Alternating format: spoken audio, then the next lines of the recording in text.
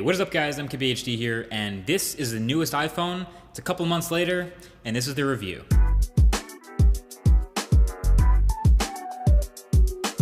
So believe it or not, this phone is about 4 months old already, which means a lot of you considering buying one have already made up your mind on that, but you definitely learn a lot from using a phone for a longer period of time. 4 months isn't even that long, it's just longer than I usually take to review things. But for me, at least, with 4 months, the honeymoon period is over. It's not brand new and shiny anymore. You got your fingerprints on it, you got your scratches on it, you've used it every day, and you really get to know it best. So first and foremost, even though this is the iPhone 7, even though this is supposed to be the bigger step forward in the tick-tock of Apple releases, 6, 6S, 7, 7S, this is still definitely a very familiar and very incremental upgrade to the previous iPhone again. It's a familiar iPhone. Same rectangle with the rounded corners for the design, same big forehead and chin with the home button, same seamless unibody metal industrial design again, and same scrolling pages of icons for iOS. So at its core, it's super easy to get used to, especially when you're coming from another iPhone just to pick up an iPhone 7. But that being said, there are plenty of little things and plenty of refinements that all add up to make a much better phone than you had last year. So on the outside, the improvements are more minor. A little design tweak from last year. The antenna bands are gone and the back looks a little bit cleaner. But it's definitely still an iPhone, there's no mistaking that. So if you want to mess with the design a little bit more, you can maybe put a skin on it like I showed in my daily driver video. But this design, as stale as it may seem, is iconic and very familiar. So we still have some of the biggest bezels in any smartphone. That is a bit annoying when you have the white bezels. But that's so you can still have this home button for at least 1 more year. And speaking of the home button, it's now not a physical button anymore, but it's more of like a force touch trackpad. It doesn't actually move, it's just a still piece of glass, but it's pressure sensitive. So when you press it, it works and the taptic motor makes a click and it makes it feel like you're pressing a button. And it's really convincing, I'd say. It's really easy to get used to. It used to be weird when you're like pushing it on a table and it doesn't really work with gloves, but I'm 100% used to it now. I'm actually totally cool with this home button. I should also mention, I think Touch ID is at the holy grail where it's like a no-brainer whether you should use it or not. You set it up once, right when you get your phone, and it's faster and more secure than typing in a password every single time. So I like Touch ID a lot. Anyway, aside from just the home button, this is the second generation of the iPhone with 3D Touch, but I don't really use it that much. I mean, it's definitely built into more apps and their shortcuts on the home screens and even in the apps themselves, but yeah, I just don't really use it that much. One thing I do have to say though is something the iPhone doesn't get enough credit for. The iPhone has the best vibration motor in any smartphone, period. And I'm talking about the Taptic engine.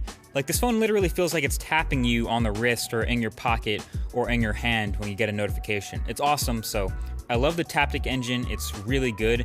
And Apple clearly knows this because they're using it in way more parts of iOS animations now. So like the notification shade bouncing off the bottom of the screen, that type of thing, or control center bouncing up, or really just any bouncing anywhere in iOS.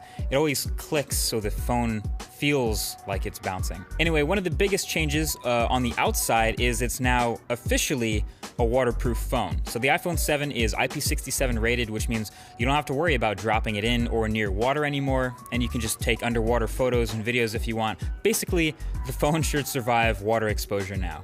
But other than that, the displays on the iPhone 7 are still pretty good, nothing crazy or amazing. Still has great color reproduction. But the one thing that's killing me, and it's not just me, it's tons of people obviously, about the outside of the phone is the lack of a headphone jack.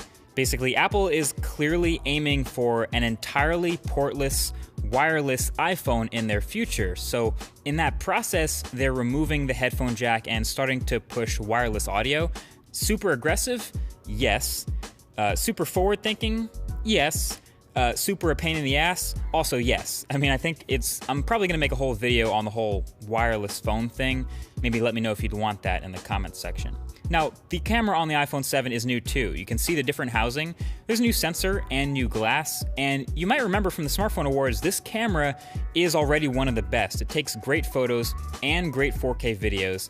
I think it might get the title of best low-light photo camera back. It was kind of close with Samsung, but the image processing from Apple has always been excellent. Autofocus is also extremely fast, and daytime photos look pretty damn good too, but it's by far the best video camera in any smartphone. I'll tell you that right now. I'll link below the video I shot entirely on this camera.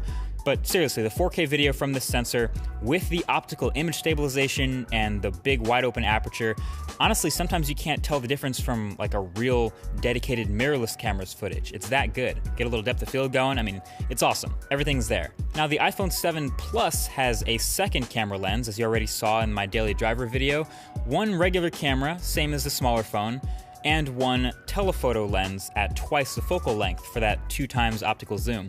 And it's really interesting the way it works, but I think it turned out to be one of Apple's coolest products of 2016 last year.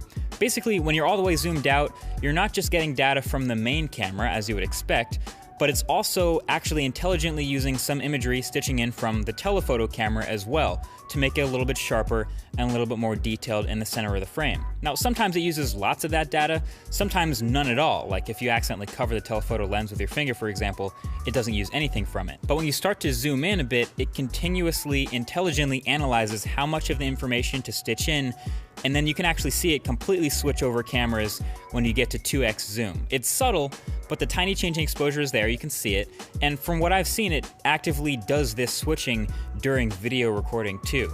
So dual cameras is pretty awesome and it works really well. You can only get it obviously on the bigger iPhone, which is why I guess a lot of people don't get to play with it, but through software updates, stuff like portrait mode is getting better every day. And so basically if you're into photography or videography, the iPhone 7 Plus is the phone to get. Now on the inside, basically all you need to know that's changed is the chip. The A10 Fusion chip is fantastic in this phone, and I'm pretty comfortable calling this the most responsive phone ever. Like, this is something Apple does really well since they control both all the hardware and all the software. So no phone is as smooth and as one-to-one responsive to the touch of your finger as a fresh iPhone. I'd say the Google Pixel comes closest right now, and then maybe the OnePlus 3T right after that, and generally stock Android phones, but the smoothness and high frame rates of animations are the most consistent on the iPhone 7, and that's something I really like, and it's something you'll appreciate like every single day you're using the phone. Overall performance is awesome through multitasking and everyday use and gaming and navigation and all kinds of stuff, and the battery life to go with that is also about the same as last year, which is to say pretty good, but not great. So the iPhone 7 has an okay battery and decent standby time, while the bigger iPhone 7 Plus that I'd recommend has pretty good battery with excellent standby time. Also, fun fact, this year Apple made the iPhone the same dimensions and included a bigger battery instead of making it smaller with the same size battery. Thank you, Apple. Keep doing that, please. I really don't need it to be thinner. But that is pretty much what's good with the new iPhone. Lots of little upsides, lots of little improvements with the hardware on the outside and on the inside. My biggest complaints would be that they went with Lightning over USB Type-C again, although I would totally expect them to keep doing that, and that they went with no headphone jack instead of a headphone jack. Obviously, I can't tell you how many Uber drivers have offered me the aux cable and I have to turn down the jams. So at the end of the day, iPhone 7 has a lot that's new with it, but obviously it's still a very familiar incremental upgrade, just like previous iPhones have been. And that's kind of the point. That's why people keep getting iPhones. That's not a bad thing. That's a great reason to buy this phone again, especially if you're coming from a previous gen. But I think that this year, you're gonna see a lot more big improvements with the 10th generation iPhone or the iPhone 7S or the iPhone X. Whatever they end up calling it, that's the one I'm most excited for. Until then, that's been it. Thank you for watching, and talk to you guys in the next one. Peace.